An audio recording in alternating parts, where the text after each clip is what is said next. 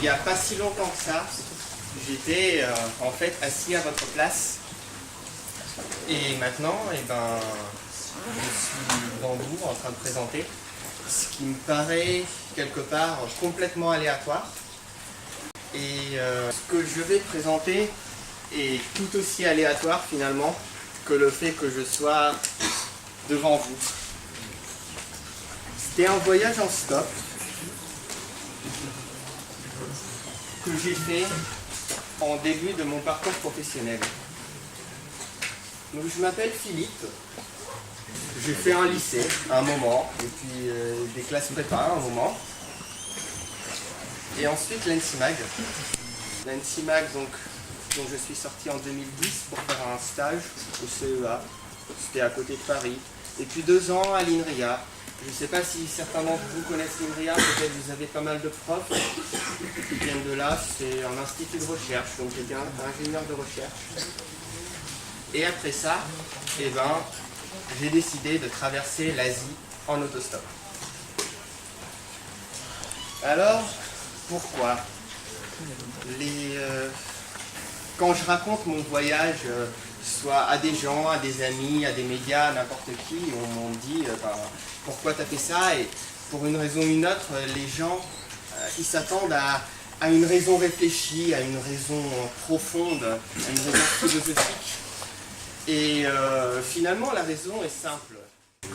Le début de ce voyage, je suis parti d'Europe, de République tchèque pour être plus précis, parce que c'est le pays où je suis né. Et je me suis fixé comme objectif la Kamtchatka. Alors je crois qu'en français on dit le Kamtchatka, mais j'aime dire la Kamtchatka parce que c'est une province russe, et en russe je dirais plutôt que c'est la Kamtchatka au féminin. Du coup la Kamtchatka c'est une province russe un peu au nord-est du Japon, il n'y a aucune route qui y mène, c'est inaccessible autrement que par hélicoptère ou par avion ou par bateau. Et du coup, je vais essayer de faire du stop vers cette province-là. Je pense que c'est intéressant, pas beaucoup de gens y sont allés. J'ai planifié un voyage qui, au final, aura fait une trentaine de milliers de kilomètres, avec des températures qui allaient de moins 50 à plus 45 degrés, et aussi des dénivelés qui peuvent paraître haut à certains ou bas à certains, suivant si vous êtes montagnard ou pas. Alors, c'était un voyage pour moi osé, je voulais pas partir seul. Alors, je suis parti avec Ilona. Et je m'y suis assez mal pris par des chemins qui n'étaient pas des chemins, par des endroits où on pouvait très facilement se perdre. Mais c'était magnifique et j'ai fini par camper au camp de base juste en dessous du sommet. Sauf que, comme c'était pas un des chemins officiels, il se trouvait que c'était un terrain d'entraînement militaire et où ma tente s'est fait canarder par des roquettes qui ont explosé à une centaine de mètres de ma tente. Alors j'ai eu très peur parce que c'était pas un orage, c'était des explosions. J'ai pris mes clics et mes claques autant que je pouvais.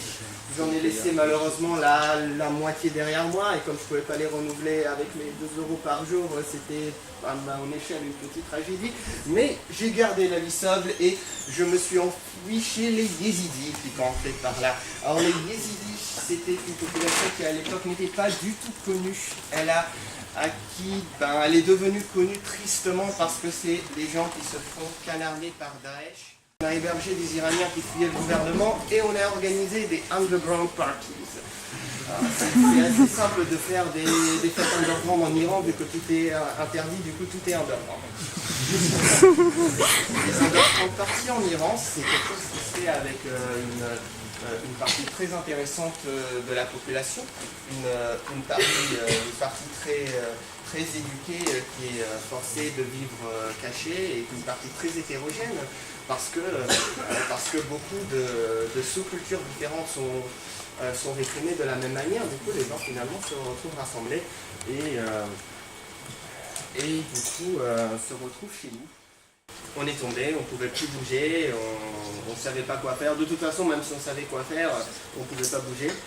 Et manque de bol, on reçoit en communiqué, il y a une épidémie de peste noire, donc de peste bubonique, qui s'est déclenchée aux alentours dans la région de Caracol. Alors je dis Ilona, mais Ilona, on n'est pas dans cette région-là, dans la région de Caracol. Si, on est à Caracol en fait, pas loin de Caracol. Et du coup, on se dit, mais est-ce qu'on n'a pas attrapé ce truc-là? Et Ilona étant une très bonne médecin, mais pas très bonne sur le côté psychologique, plutôt doctorat sur le côté psychologique, elle dit, eh bien, il n'est pas exclu que nous ayons attrapé la peste bubonique. Les symptômes concordent, mais pour être complètement sûr, il va falloir attendre 5 jours. 5 jours de quoi? Ben, si on ne meurt pas après cette période-là, alors nous n'avons pas la peste bubonique. C'est bien, nous avons attendu ces 5 jours, et nous ne sommes pas morts. À la place, nous sommes montés sur les magnifiques montagnes du Kirghizistan et nous avons découvert la région d'Issyk, qui est un lac montagneux magnifique à 1600 mètres d'altitude, un lac énorme. Je crois que c'est le deuxième lac de montagne après le amené au Kirghizistan pour qu'on continue notre chemin ensemble.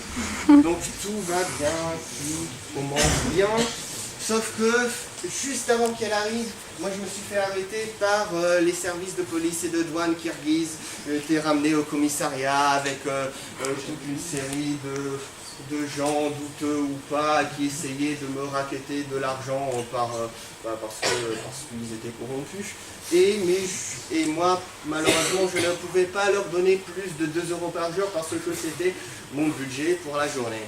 On avait beaucoup de mal à se comprendre, mais Nathalie avait beaucoup de ressources, donc elle a réussi à rentrer dans ce commissariat pour se faire passer pour ma femme et séduire la personne qui était en charge de l'enquête. Suite à quoi j'ai été libéré et récupéré tous mes documents.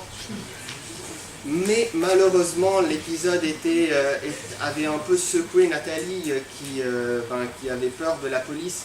Surtout que cette nuit-là, on a été poursuivis par un Kirghizo-russe bourré d'origine grecque qui pensait qu'on était des espions.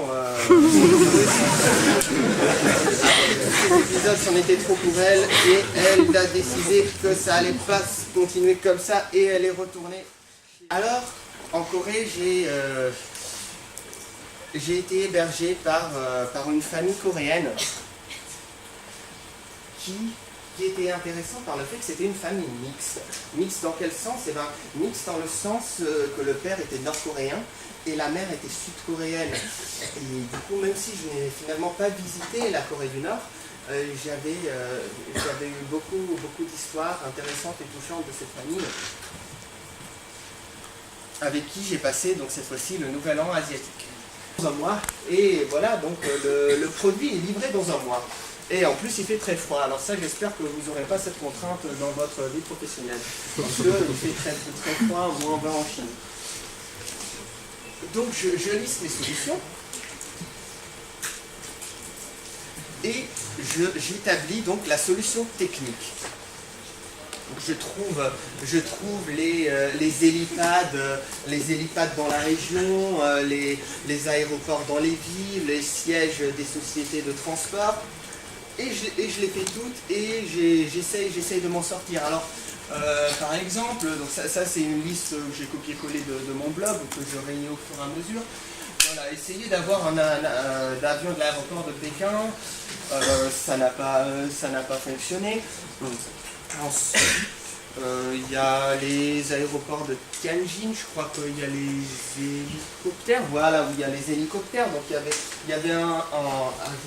je sais pas comment on dit, un héliport peut-être, un héliport militaire aux alentours de Tianjin. Donc j'ai pris mon courage à deux mains et je me suis introduit dans ce terrain militaire et je me suis introduit dans la zone où dormaient les pilotes. J'ai réveillé les pilotes, j'ai dit je touche à la fin. D'autres, c'est sur les valeurs. Quand on commence à travailler dans une boîte chez un éditeur logiciel, et les problématiques sont pas tout à fait les mêmes. Par exemple, chez nous, chez Esker, la production peut tomber en panne. On peut perdre des clients. Mais en voyage, je peux mourir, par exemple, je peux me faire tirer dessus, je peux tomber d'une falaise. Alors c'est aussi pas chouette. Il faut essayer de marier un peu les deux amplitudes.